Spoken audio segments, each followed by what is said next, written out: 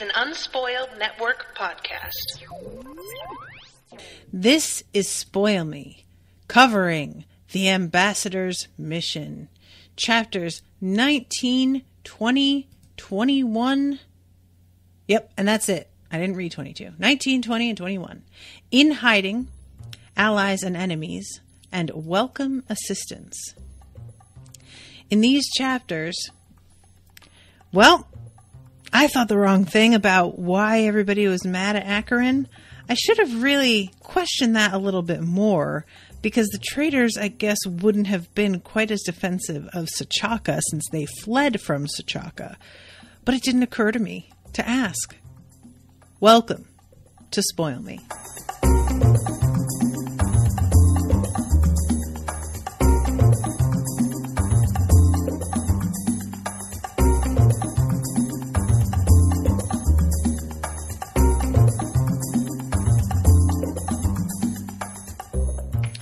Welcome to the show, everybody. I am Natasha. First of all, thank you very much to Ashleigh for commissioning this episode. Martin's here in the chat. Hi, Martin. But yeah, thank you, Ashleigh, so much. And this section is really interesting. Like I said, I just kept on thinking that the traders were just, still holding the same kind of grudge against Acheron as all other Sachakans were, and that their, feeling of wanting to grab up his son and make him pay for the crimes of the father, I thought that it was going to stem from something regarding that. And as it turns out, it's a whole other thing, which I don't remember, and, correct me here if I'm wrong, I don't remember if this is a thing that we learned from Acheron's POV, that he had promised some knowledge about, how to do healing magic and reneged on his promise. I can't remember if he has mentioned that himself or not.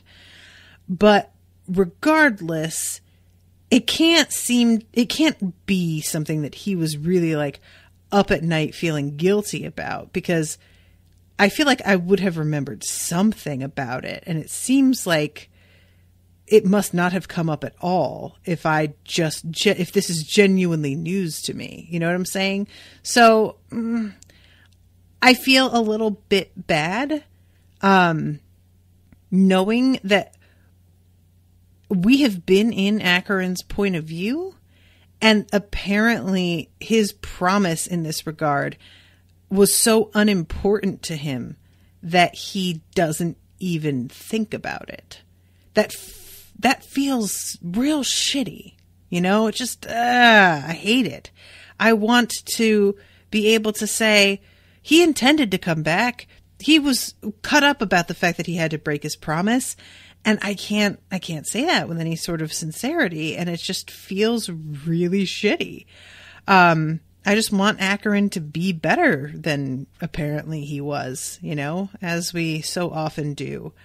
And I'm sure that's exactly where Lorkin's coming from on this, he's pretty quickly doing the I don't believe it sort of thing. He wouldn't have done that.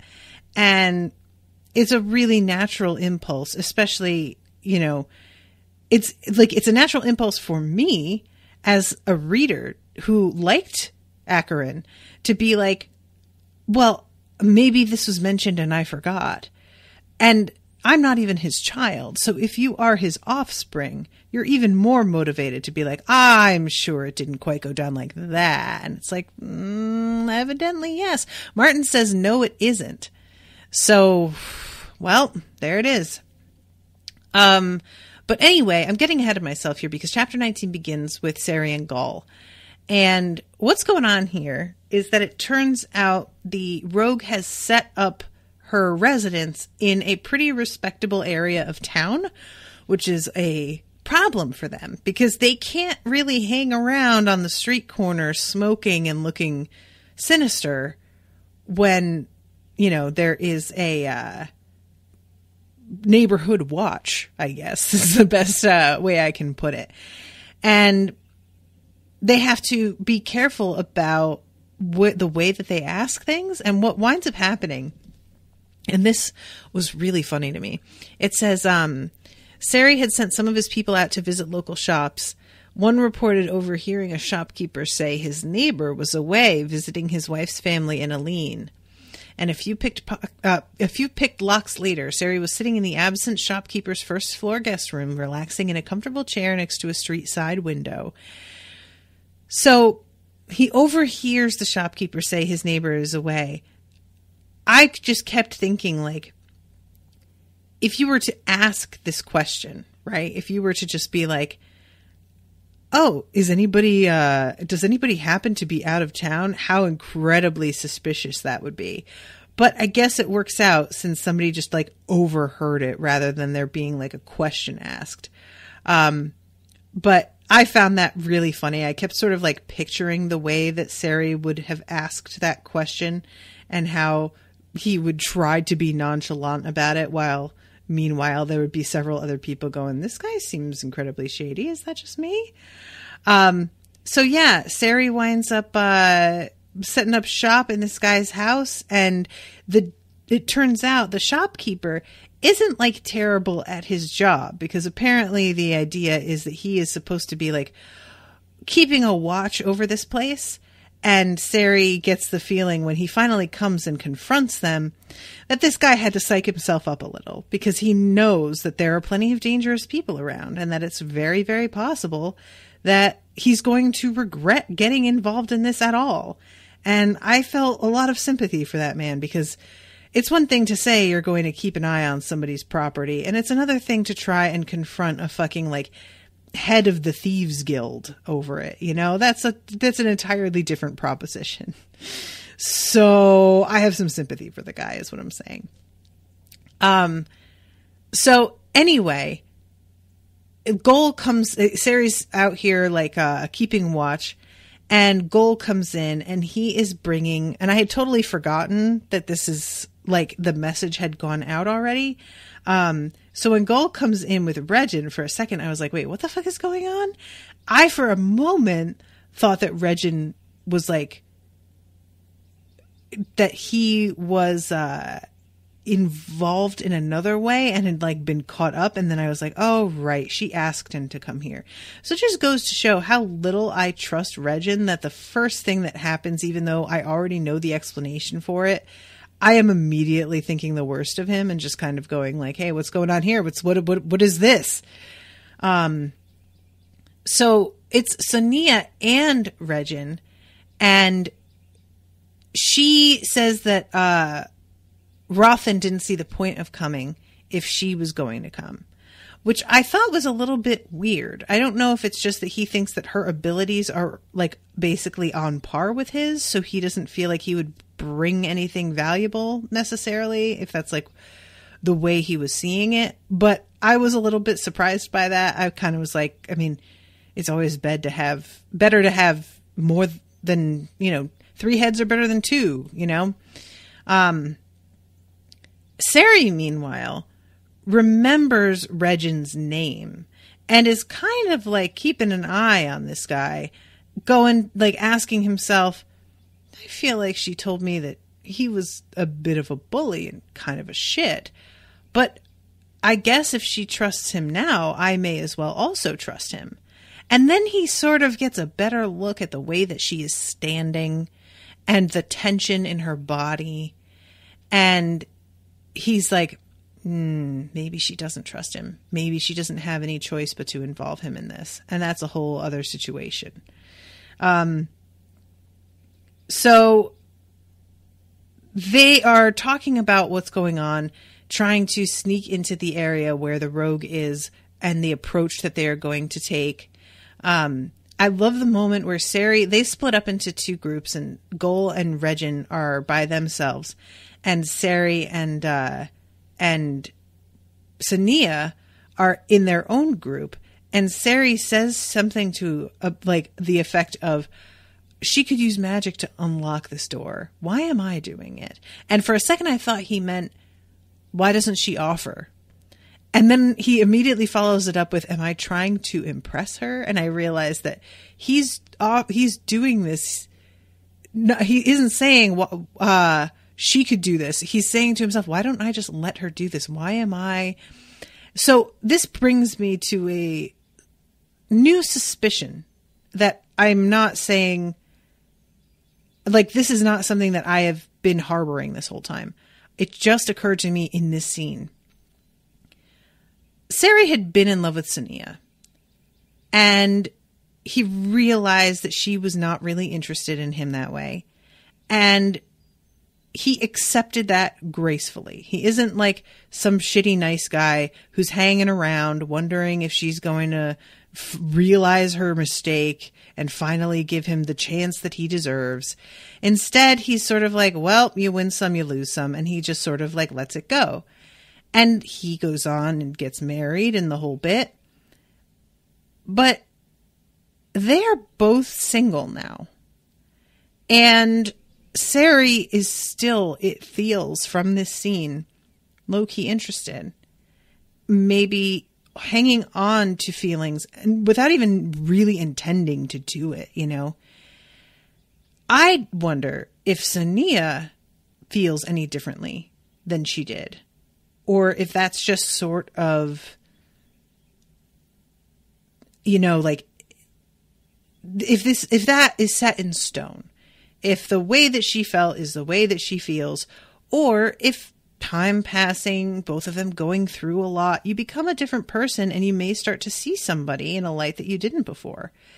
And I'm just real curious whether or not that is going to turn out to be a thing, if there's going to be some sort of like romance between the two of them.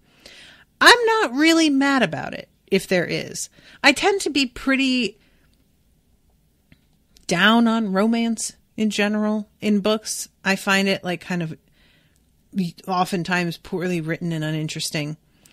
I'm not a huge fan, as we all know, of like her having gotten together with Acheron. I felt like that was really weird. But these are two people who have known each other for a long time that we, the reader, have gotten to know over the course of many books. And the two of them developing a relationship feels different than just somebody, you know, just inserting a random romance in the story for whatever. It's, I say that and then I realize that it sort of sounds like I'm dissing what's going on with Lorkin. I don't even mean that. Like, Lorkin, what I kind of enjoy about what's going on with Lorkin and Tyvara is the fact that evidently Lorkin just has such a reputation for letting himself get like wrapped up in women that the fact that he has been apparently kidnapped by a woman, everybody's reaction to this is sort of like, oh, yeah, wow, a woman is involved. I'm shocked. Even his own mother is just like, women. Why is it always women? So with that, it's a little different because it's pretty rare that we get like the impression that somebody's a real player in these books. That's not something that's done too much. So that just feels like a fun character thing. And it's part of what has also made it more amusing rather than irritating when we are in his POV and he can't stop thinking about how attractive Tyvara is. I feel like with anybody else, I would just be like, dude, you need to get a fucking grip. Like, just stop it, okay? But with him, it's funny because it's so, this is like apparently such a pattern for him, first of all.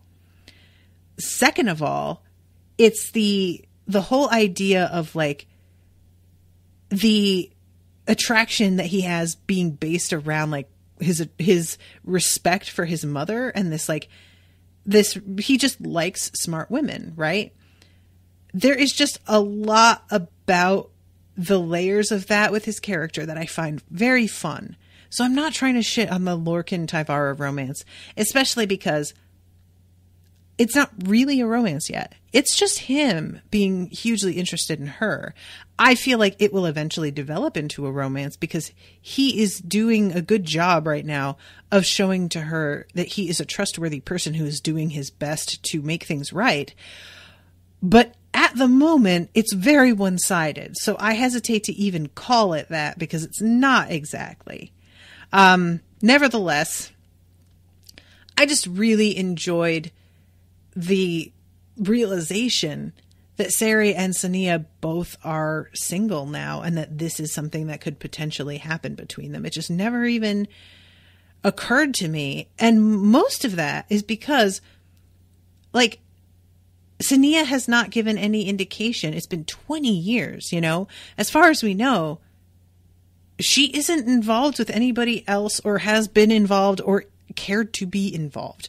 She doesn't, we don't get the sense that she has, like, even considered a new relationship. And a huge part of that is probably being a black magician and being sort of treated as if she is a danger probably quenches some of her interests there, you know, of feeling like people see her in a certain way and not really knowing how to, like, get past that. But that's mostly why it never occurred to me, because with her point of view, it does not seem to be on her mind at all. With Sari, and the fact that he's, like, wondering, am I trying to show off in front of her and impress her? There's just a different sort of, like, aspect to it all. And I really like the fact that he isn't part of the guild or anything, and he knows her so well because they've been friends since long before any of this stuff happened, that should he still be interested, he's, like, really one of the only people that I can think of whom she might trust enough to let her guard down a little bit and actually, like, you know, let herself be interested. Otherwise, everybody else just has a little bit too much baggage because of just knowing her as this, like, magician that went rogue and then, you know, got involved in illegal magic and whatever. So, yeah, I don't know. I can see it, and I wouldn't be mad about it, is all I'm saying. So they wind up sneaking down into the room that they think that this rogue is going to be, like, asleep in. And the room is empty, and they find a passage to the Thieves' Road. And Sonea is kind of surprised here because the Thieves' Road, you know, like the Thieves' Road, this is supposed to be kind of like Sari's specialty. And he says that they demolished the old roads. When they demolish old roads, they also get rid of the Thieves' Road underneath it. And this road is new. So he assumed any Thieves' Road under it was gone. And Sonea's response is, well, I guess the king wasn't thorough enough this time. And she says, or perhaps he was. This is new. Hardly any dust or cobwebs on it. Skellen, later on, when basically they have to go and talk to him, Sari realizes that, like, the area that this rogue has been spotted is, like, well within Skellen's territory. And he's kind of like, all right, well, I guess, like, what are you going to do? I have to involve this guy. This bit of Thieves' Road is also in Skellen's territory. And Skellen claims that he doesn't know anything about it. And sort of says something about how, like, he, you know, he kind of challenges Sari a little bit when Sari looks a bit dubious and says something like, well, what, do you know everything that goes on in every corner of the places that you manage? And while I get his point, in principle, the fact that this woman has been spotted in his territory with the spice market and that she is attached to a piece of road that is in his territory leads me to wonder if maybe Skellen is either involved with the rogue or the thief hunter himself. Because Sari says something, you know, he promises to keep Skellen in the loop and let him know if he gets any information, because Skellen allegedly wants to try and take this thief hunter down because it's going to make things safer for him as well, yada, yada, yada. I've got to admit, it's starting to, like, occur to me that maybe he wants Sari to share all of this information because he wants to know what Sari knows. And maybe he is the thief hunter and he's just making sure that if Sari is getting ideas, getting a little too close, he can change his MO. I wouldn't be a bit surprised. It's interesting that doesn't seem to have occurred to Sari, but it could just be that Sari is playing things a little bit closer to the vest right now than he was. You know, who knows? Anyway, so there's another moment too where Sonea says, if anyone can find her again, Sari will. Sari felt a flush of pleasure followed by a niggling anxiety that she might be wrong. Yeah, he's still into her though. He is. So they have to keep on, like, basically when everybody splits up and Gol is alone with Sari, Gol is like, well, that fucking sucks.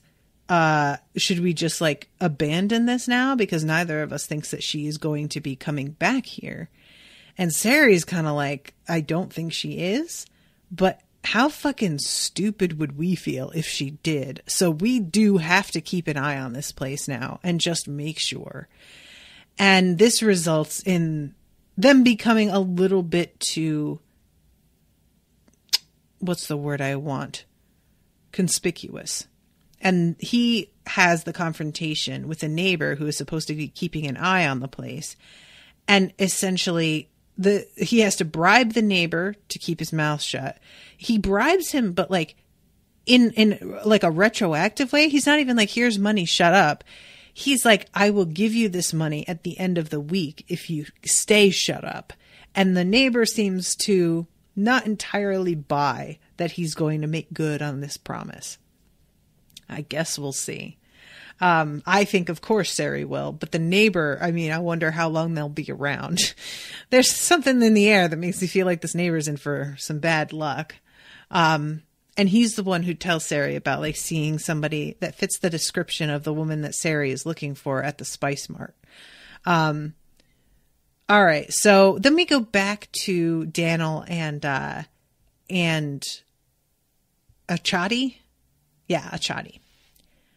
And I gotta say, it's weird to me, and this is just a technical thing about not only the Kindle version of the book, but also the audiobook. I think I've mentioned this before.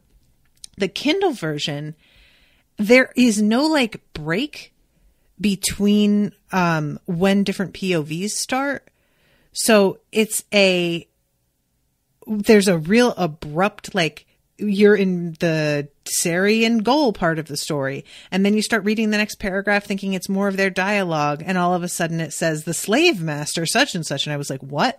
And it turns out that we have shifted over to Daniel, which I find really strange. And then similarly in the audiobook, I'm not real picky when it comes to audiobooks. I can get through when they aren't super great. But I have to admit, the narrator for this series is particularly bad.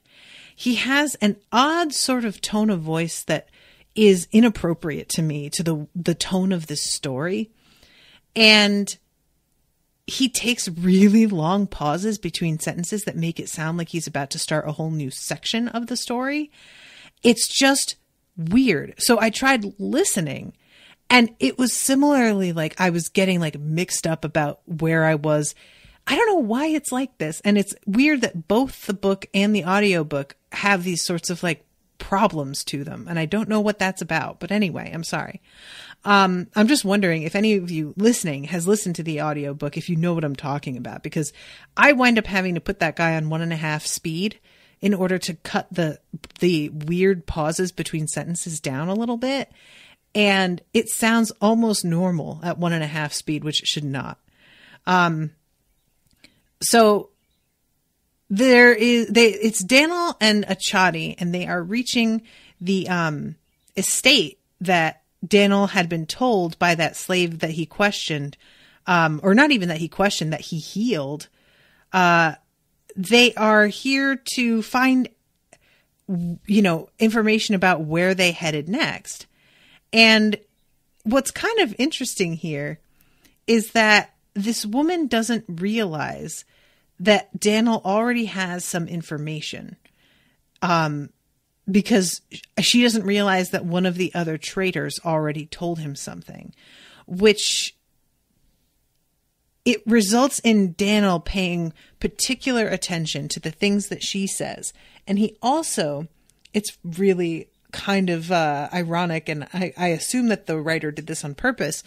She says something about being able to tell that they weren't who they said they are by their posture and the fact that they didn't seem to be used to having to follow orders. Generally, sort of, there's this sort of like vibe to her of projecting, is what I'm saying. Like, she really says, oh yeah, well, they just seemed like they didn't know what it meant to follow orders. And I'm like, he's noting the fact that you have a real sort of like sharp gaze and that you don't look away the way that you're supposed to after having conversations. And you're out here trying to say that that is how you were able to tell they weren't who they said they are. I know what you're doing, but I feel like you're being a little bit incautious and maybe giving Daniel some ideas, you know? But nevertheless, this conversation, there's this moment where he realizes that they are expected, even though we were warned that you were coming, but we just didn't think that you were coming this quickly. And he says, we were warned that the other two were traveling and that they were magicians and only magicians could catch them. And Daniel and Achadi are both a little bit startled at the fact that this message was passed along so quickly. It's just really like showing how organized the traders are and that there's a real network here that they're, you know, maybe a little bit unprepared for, low key. Because I believe that it maybe was being downplayed how effective they are. It seems like they're seen as a threat more in the ideological sense than in the they are actually able to really affect genuine change kind of way. And this leads to Daniel asking Achadi just straight up later on, is it possible that they could, using manipulation and the occasional well-placed assassination, that they could affect government, that they could make a huge difference on things? And Achadi seems like really not super interested in even like entertaining that theory. He doesn't want to have that conversation. I can't say as I blame him. It's a scary thing to think about. You know, nobody wants to feel like, oh, maybe our country is a lot more vulnerable than we even knew. Cool. That's fun. Nevertheless, though, this is like a real thing that you're going to have to look at eventually. And considering the fact that they have factions, and it doesn't appear anybody knows they have factions at all, that's going to spill over. You know, the thing that really is keeping them from seeming like a threat more than anything is the assumption that Achadi has that they are a small community still. And he is resting all of his assumptions on their location in the mountains and the fact that he doesn't believe that, you know, there is any way to sustain a group of people on the land up there because it's just not fertile enough. And I mean, okay, that's not an unreasonable metric to use to tell whether or not somebody is dangerous or, you know, organized or has a particular critical mass behind them. But also, like, you guys are a little bit too comfortable. You got to be a little bit more aware. You really are taking it very much for granted that whatever is going on with them, y'all will be able to manage it. And I really want you to just stop for a second and consider you don't know what you're dealing with here. But, you know, arrogance is what it is. And also, it's been 700 years. If there hasn't been a huge, like, issue so far, I can kind of get why they might not think there's going to be, you know? If they would assume that if that were going to happen, then it would have by now. I like this moment too, where Daniel is like saying something to Achadi about how we're really going to need a good place to question them. And Achadi has to like turn to one of the slaves and be like, make sure it gets done. And then turns to Daniel and is like, dude, I know what you needed, but you need to learn how to like phrase things as an order. You can't just stand around waiting for me to explain to the slaves on your behalf what it is that you want done. And Daniel's response is, I am a foreigner here and a guest. I didn't feel like it was appropriate for me to order somebody else's slaves around. Now, what I find really interesting about this is it could be true, or it could be Daniel not wanting to order slaves around and having found a loophole to delegate responsibility in that regard so that he doesn't have to order slaves around and can still get what he needs. And also be apparently very respectful of like the chain of command and authority and the fact that he is a guest. If that is what he's doing, I think that's genius. I really respect that he has like kind of figured out a way to play this in every direction to his advantage. And after he says that, Achadi says, like, he gets a sort of like thoughtful look on his face and then is like, I guess you're right. And I liked that moment a lot of Achadi, like, it transforms from, I'm sort of laughing at you a little bit, like making fun. And then a second later, I'm sort of eating my own words and being like, actually, you're making a pretty solid point here. And I don't know. I just like those moments of changing your preconceptions about why somebody's doing a thing the way that they're doing them. And again, if this is all because Daniel is just being really smart about the way he's playing it, so much the better. You know, I am just totally here for that. So anyway, they have this like conversation with the female slave that Daniel really notes is just not behaving like most of them do. She says that, you know, she was told that they were going to be looking for a man with pale skin. And Daniel takes note of the fact that like she is claiming this when the woman who gave him the information that led him here specifically said that they were going to be dyeing his skin to make him look more Sachakan. And he is wondering, like, whether she's telling him things because she got a different message than what he would have thought she'd get, or if it's because she's telling him what she thinks he wants to hear. And he can't quite decide. You know, he hasn't come to a conclusion by the end of this section. All we know is that he is suspicious that she is hiding something for sure. So that this sort of leads to him asking also about the traders and their interest in this whole deal, which I thought was smart of him. I really liked his approach here in kind of not leaving her a ton of wiggle room. He says, what do you think they intend to do with him? And she does this sort of like, well, what do I know? I'm just a slave. How could I possibly answer that question? And then he says, well, what do the other slaves then think that he is going to do? Or what do they think is going to be done with him? And that's something that it's a little bit more difficult for her to wiggle out of answering, right? And then she says, I've heard some say that the woman is a murderer, that the traitors want you to find them. And he asks who said that, and she says that she doesn't remember. And I'm just like, girl, come on. You can do a little bit better than that. Are there any slaves who are more likely to say this sort of thing than others? She paused and then shook her head. all slaves gossip. So he's really like trying to use a phraseology when questioning her that will trip her up a little bit and make it so that because she's not averse to lying, but she has to be careful about the potential of saying something to him that, if her mind is read, will be contradicted.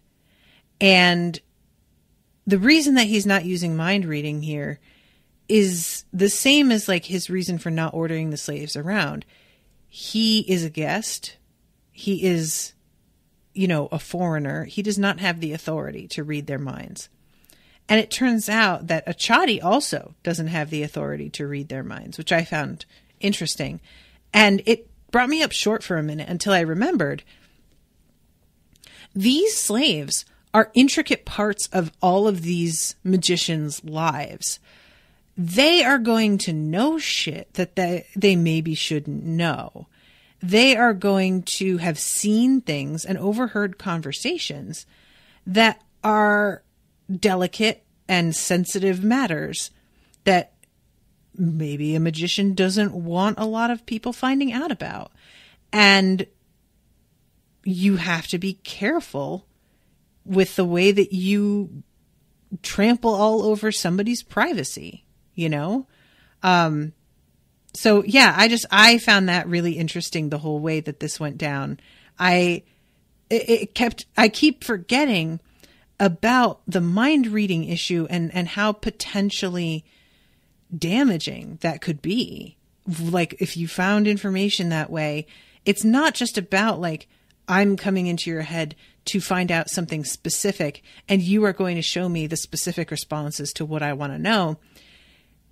You could be misled as to what it is they're looking for. And then somebody gets up in your head and starts asking very particular questions about something unrelated to what they initially had said they wanted to know.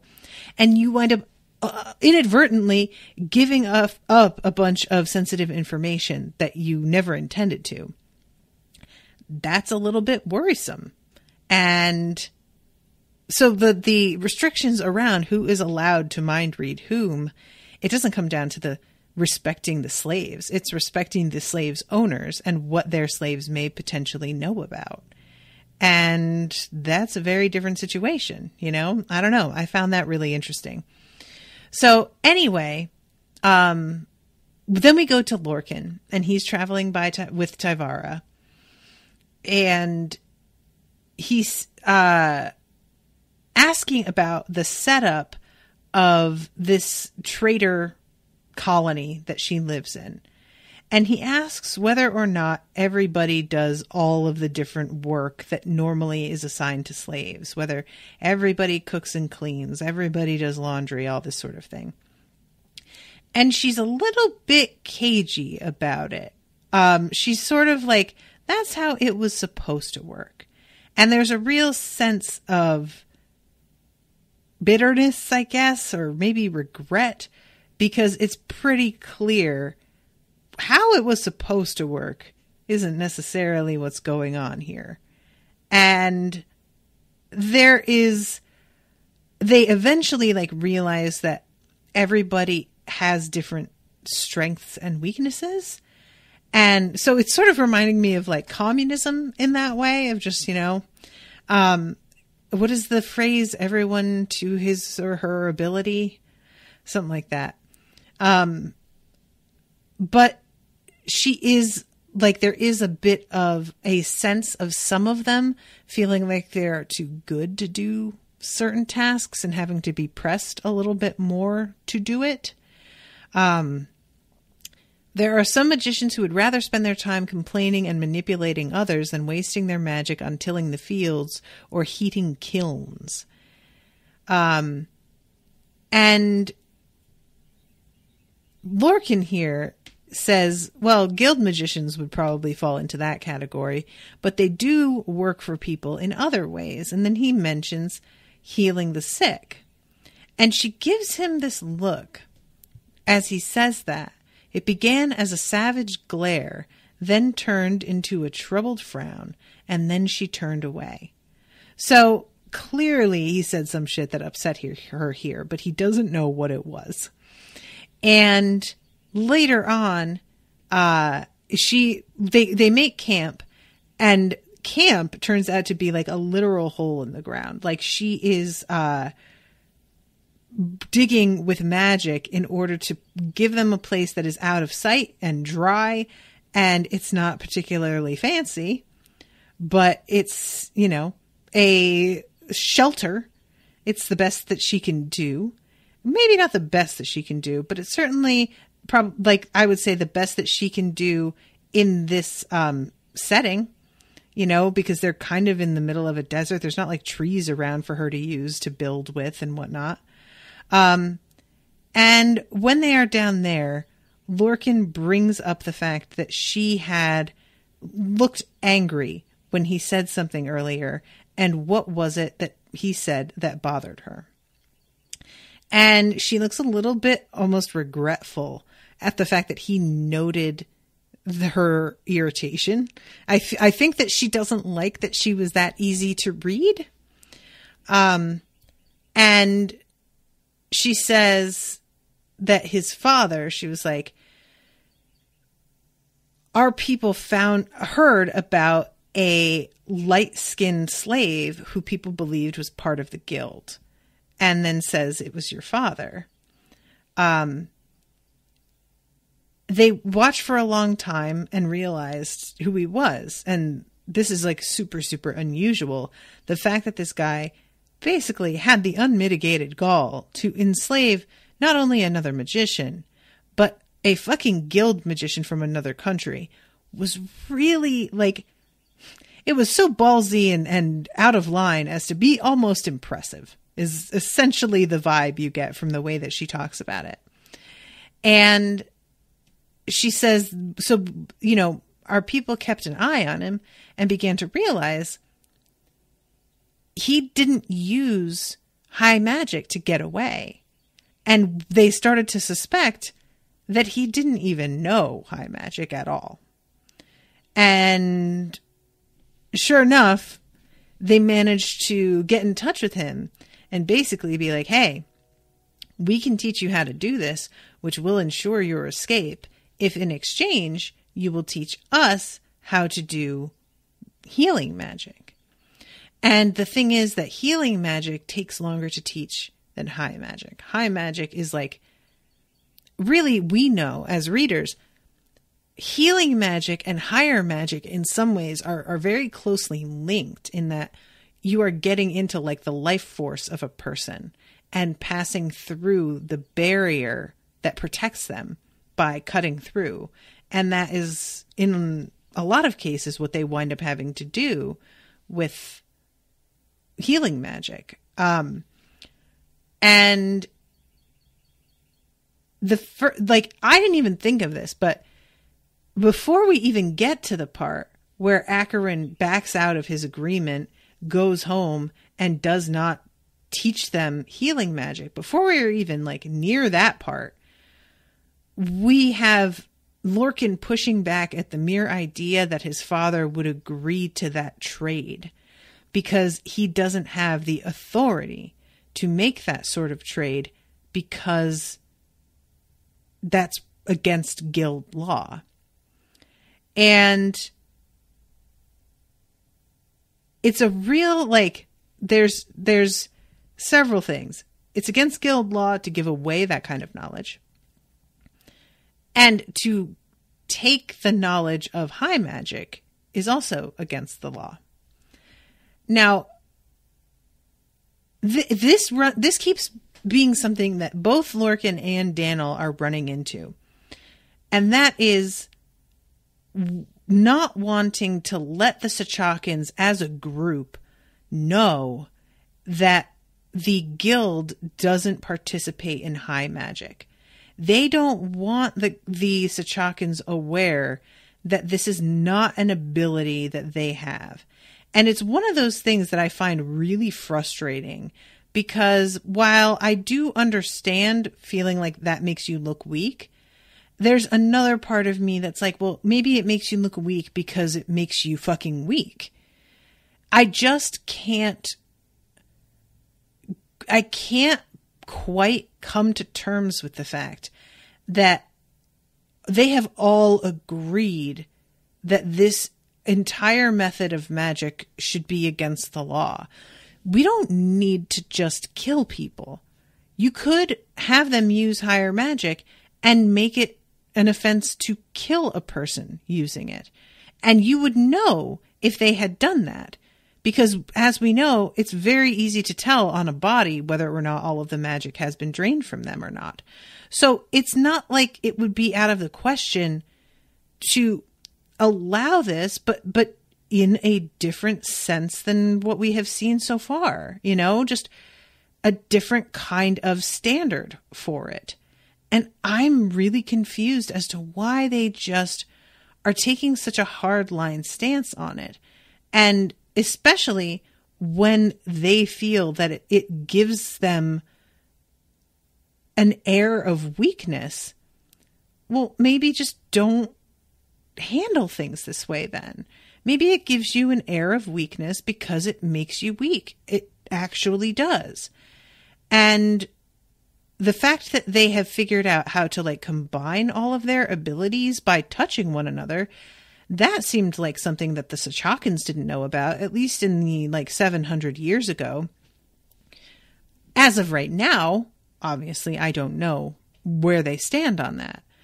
But it's just the kind of thing that I keep getting frustrated at them trying to keep it a secret, because I just feel like it is inevitable that it will get out eventually that they don't do that kind of magic, that it's against the law.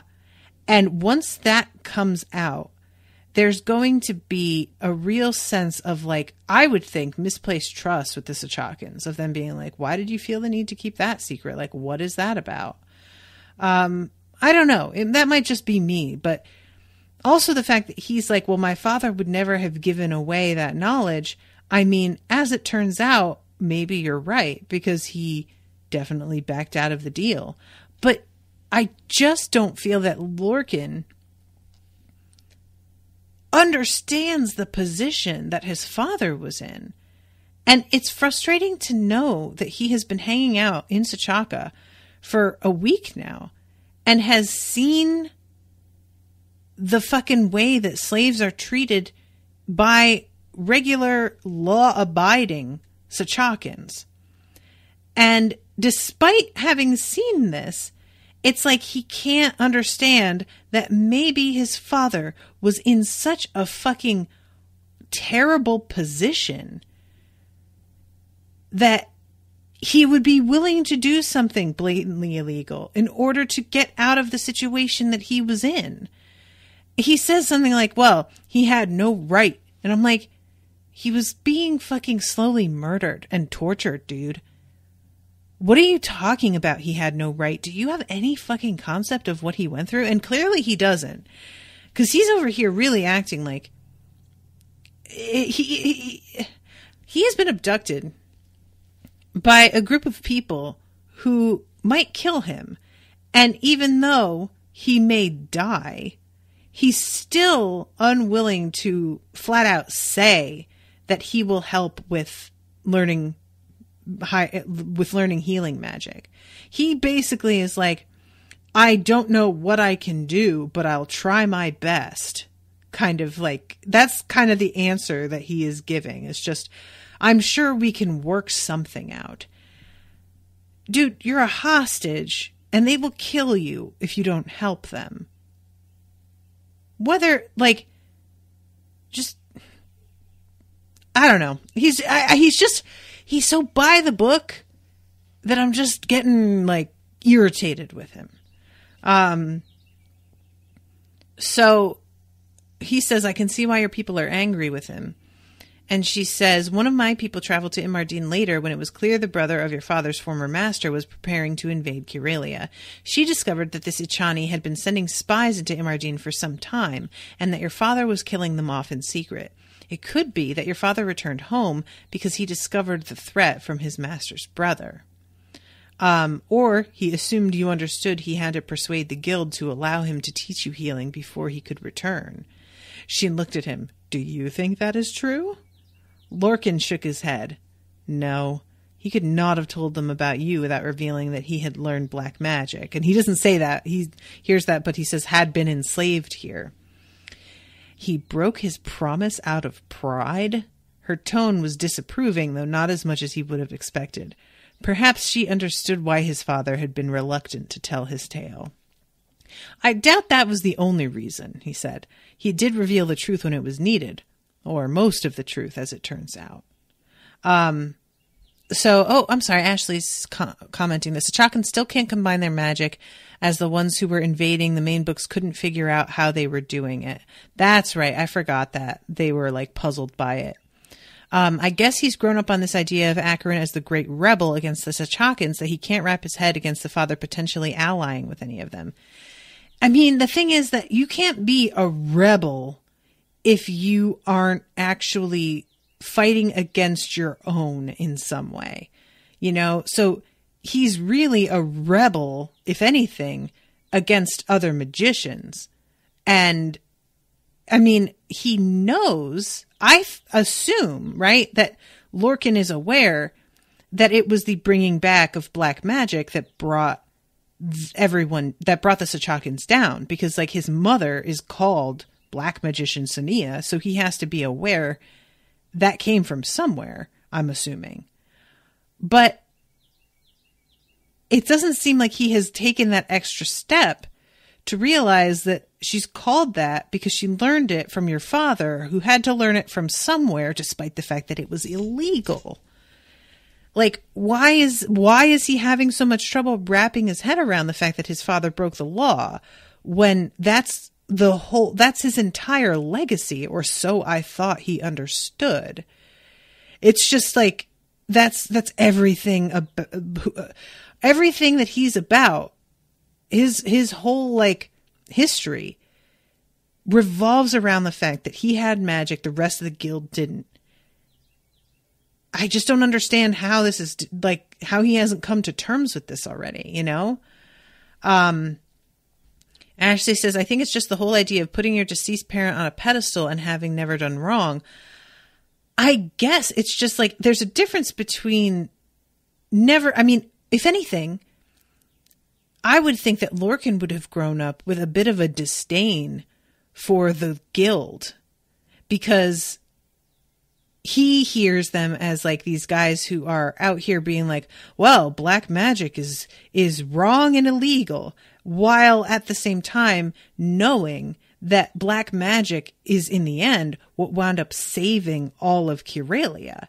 And I would think that he would be kind of contemptuous of them being holier than thou, when it turns out they low-key owe everything to somebody breaking the rules, and that they are just still kind of maintaining this deniability about it, where it's well, I mean, it was an extreme time, and we don't approve. We can't deny that it wound up saving our asses, but we don't approve. I would have thought Lorkin would wind up being somebody who was much more willing to push the boundaries of everything, and just be you guys just kind of don't have good judgment about what's necessary and not, But instead, he's a real rule follower, and those things don't go together for me. I don't know.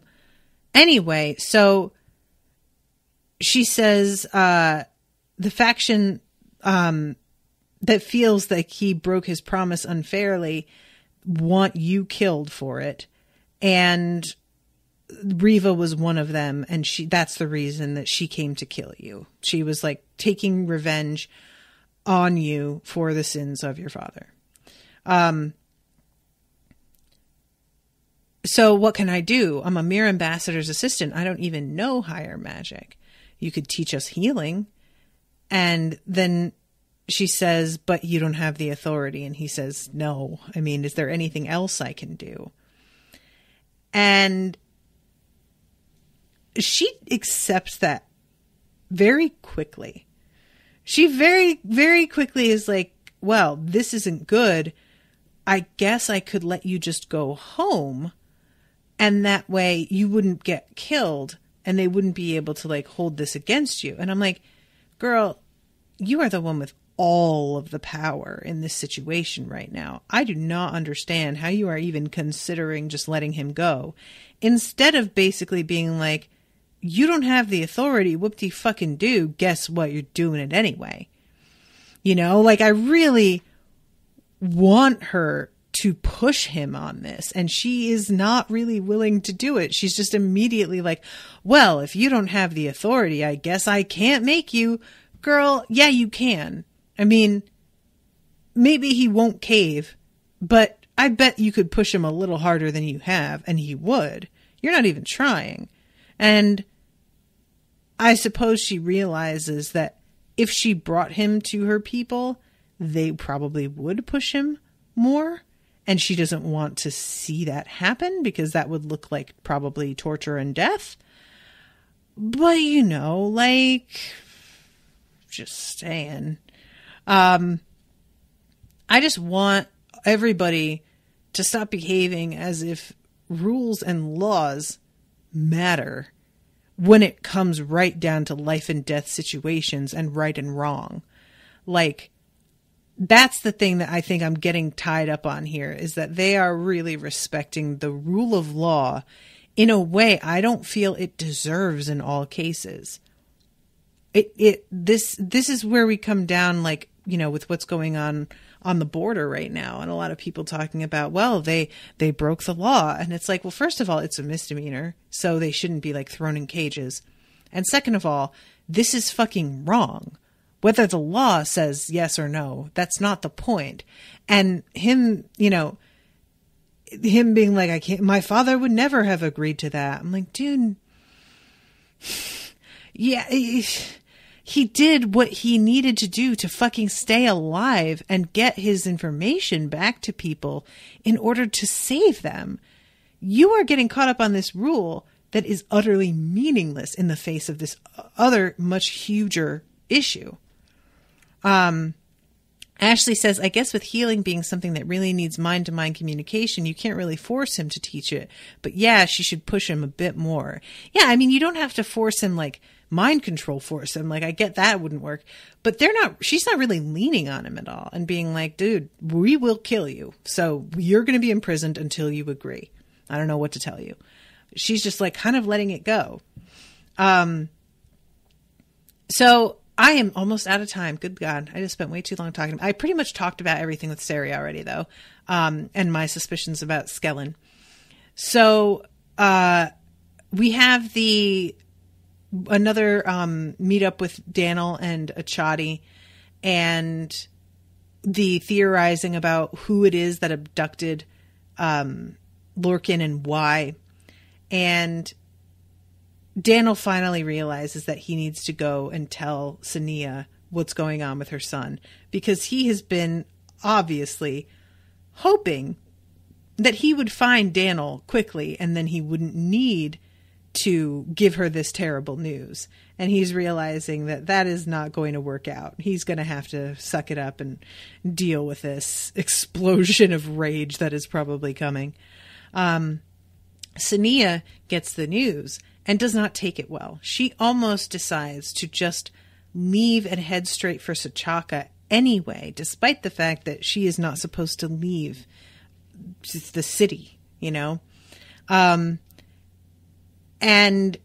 Rothen is the one that, like, reminds her what's at stake. Rothen is basically like, look, of course I understand this is your son. Don't get me wrong. But think about what will happen. You will be like locked out essentially of the guild.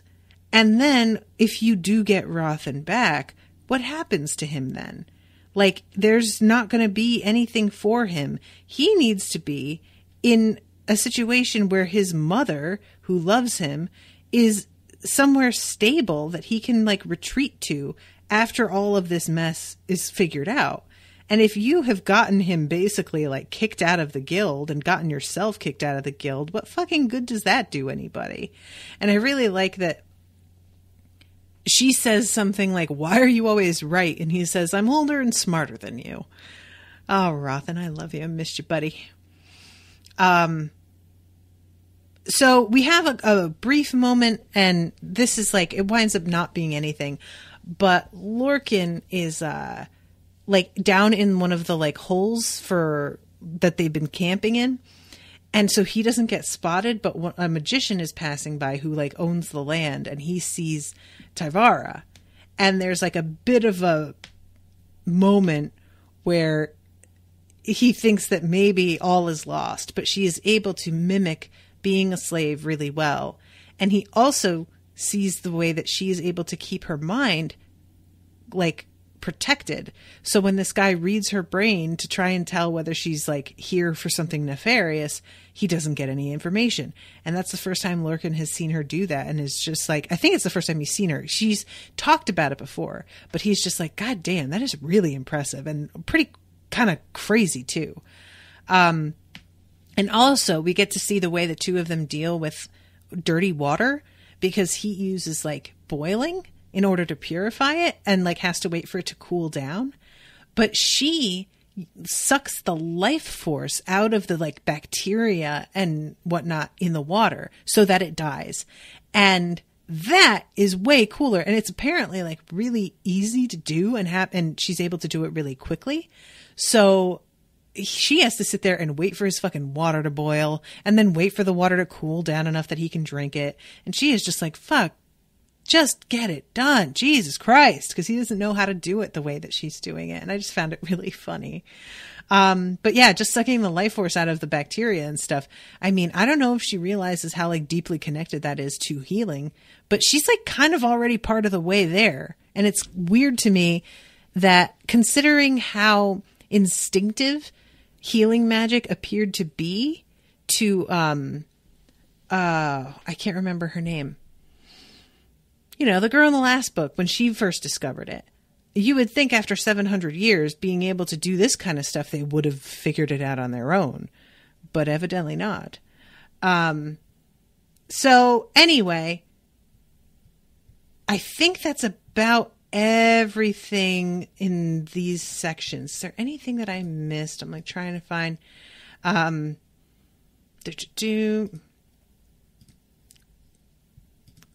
I'm just trying to make sure, because I'm out of time here, so I want to make sure I hit on everything.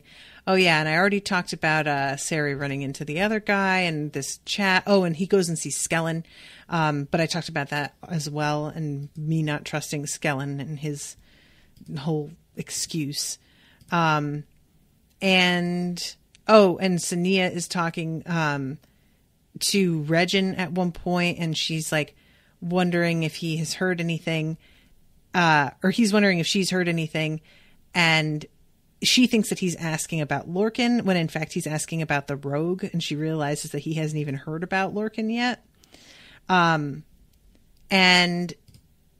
let's see, the law against anyone outside the guild learning and practicing magic isn't always a practical one. It has worked only because the allied lands all agreed to it, but what of magicians from other lands? If they set foot on allied soil and happen to use magic, they immediately break the law. That hardly seems fair or practical. I had forgotten that there are other lands, you know. This world has been pretty small for us so far. So I found that to be kind of an interesting thing to bring up. And...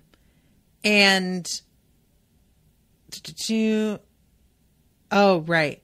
Sonea is just having a really hard time dealing with Lorkin having been captured. And the chapter ends with Rothen leaving after this chat that they have, and her realizing that, like, she just has to pace the room and worry because she doesn't have anything to distract her once Rothen leaves, because it's too early to go to the hospice yet. So Sonea's not doing super great. And that's the end of the chapter. So I'm going to wrap this up. Thank you guys very much for listening. Thank you again to Ashleigh for commissioning the episode. I hope that you all are enjoying, and I will be seeing you again soon with a new episode. Until then, toodaloo, motherfuckers.